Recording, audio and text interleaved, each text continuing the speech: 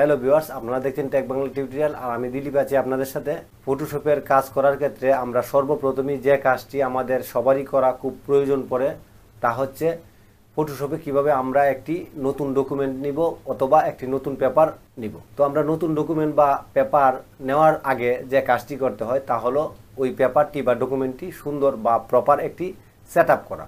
তো আমরা paper set বা ডকুমেন্ট সেট যে কাজটি ওইটার প্রপার যে নিয়মটা আছে আমি ওই নিয়মটা তুলে ধরার চেষ্টা করেছি আমার এই ভিডিওতে। চলুন ভিউয়ার্স, আমরা অ্যাডোবি ফটোশপ CS6 দিয়ে এই পেপার বা ডকুমেন্ট সেট করার কাজটি আমরা স্ক্রিনে দেখে নেব।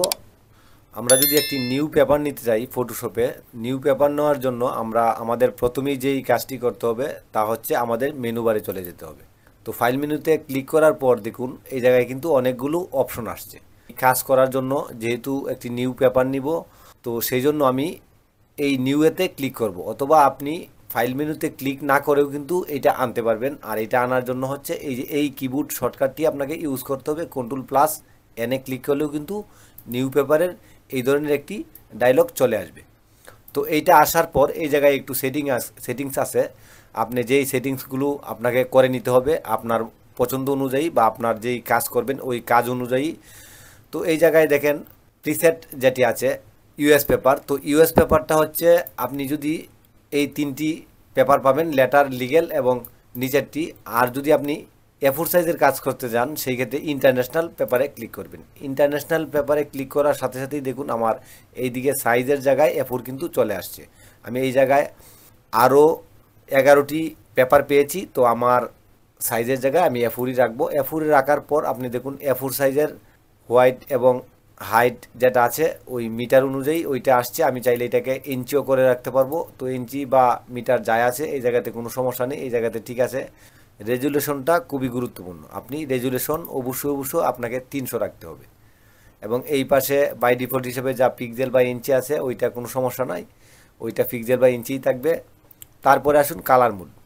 আপনি যদি কোনো কিছু ওয়েব পেজের জন্য কাজ করতে চান সেই ক্ষেত্রে RGB কালারই রাখবেন। আর যদি আপনি প্রিন্ট করার জন্য কোনো কিছু কাজ করতে চান সেই ক্ষেত্রে আপনাকে CMYকে কালারটা সিলেক্ট করে নেওয়াই ভালো। আর যদি গ্রাফ স্কেলে কোনো কাজ করতে চান অর্থাৎ সাদা কালো কোনো কাজ করতে চান সেই ক্ষেত্রে গ্রে স্কেল সিলেক্ট করলেই কিন্তু আপনার সাদা কালো হয়ে যাবে। তো আমি যেহেতু এটাকে কালার কাজ করব সেই ক্ষেত্রে আমি CMYকেই রাখবো। রাখার পর CMYকে কালার রাখার পর এইদিকে হচ্ছে বিটটা হচ্ছে আপনি যত বিট বেশি দিবেন আপনার পিসিটাও ঠিক তত ভালো লাগবে, কারণ এটাকে 8 বিটে কাজ করলেই কিন্তু সাধারণত আমরা এই জায়গায় অনেক কালার পেয়ে যাই। তো 8 বিটই রাখবেন, 8 বিটে রেখেই কাজ করাটাই অনেক ভালো।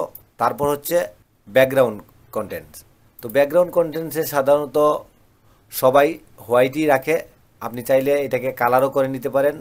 আর যদি আপনি ট্রান্সপারেন্স দেন, ট্রান্সপারেন্ট দেওয়ার পর কিন্তু আপনাকে এটা গড় হয়ে যাবে। তো আমি ট্রান্সপারেন্স দিয়ে আমি আপনাদেরকে যদি দেখাই, এই যে দেখুন ট্রান্সপারেন্স দেওয়ার পর এই ধরনের কিন্তু হয়ে গেছে। যদি আমি এটাকে কালার ব্যাকগ্রাউন্ড কালার রাখার পর যদি আমি ওকে দিই, দেওয়ার পর দেখুন আমার এটা কিন্তু সাদা আসছে। সবাই এটাকে হোয়াইটই রাখবেন। হোয়াইটে রাখার পর আমরা চলে আসবো এই যে অ্যাডভান্সে দেখুন কালার প্রোফাইলে আপনার এই জায়গাতে ডিফল্ট হিসাবে বাই ডিফল্ট হিসাবে যা আছে তাই থাকাটাই ভালো। তারপর পিক্সেল অ্যাসপেক্ট রেশিও। তো পিক্সেল অ্যাসপেক্ট রেশিওটা হচ্ছে আপনার এই জায়গাতে আপনি স্কোয়ার পিক্সেলই রাখবেন, কারণ ওইগুলা দেওয়ার দরকার নেই, কারণ এইগুলো বাই ডিফল্ট হিসেবে যা আছে তাই থাকলে হবে। মূলত আপনি এই জায়গাতে একটু ফোকাস রাখবেন যে আপনার যে প্রিসেট পেপারটি আছে ওইটা আপনি কী সাইজ নিতে যাচ্ছেন বা কী সাইজ দিচ্ছেন ওইটা সবসময় এনশিওর করবেন, করে আপনি ওকেতে ক্লিক করবেন। ওকেতে ক্লিক করার পর কিন্তু এই ধরনের একটি পেজ চলে আসবে। আর এই পেজটাই কিন্তু মূলত হচ্ছে আমাদের A4 সাইজ পেজ। তারপরে আপনি যদি চান এটার মধ্যে টাইপ করতে বা এটার মধ্যে কোনো আরও ছবি এনে রাখতে তো সবই করতে পারবেন। তো সাধারণত এইটাই হচ্ছে ফটোশপে একটি নতুন পেপার নেওয়ার কৌশল। তো আমি আপনাদেরকে বোঝানোর চেষ্টা করেছি। তো যদি ভিডিওটি ভালো লাগে অবশ্যই আমার চ্যানেলটি সাবস্ক্রাইব করে পাশে থাকা বেল বাটনটি চাপে দেবেন পরবর্তী নোটিফিকেশনের জন্য, কারণ আমরা কন্টিনিউই আপনাদের এই ধরনের টিউটোরিয়াল তৈরি করতে থাকবো। তো ধন্যবাদ ভিউয়ার্স, ভালো থাকবেন, থ্যাংক ইউ।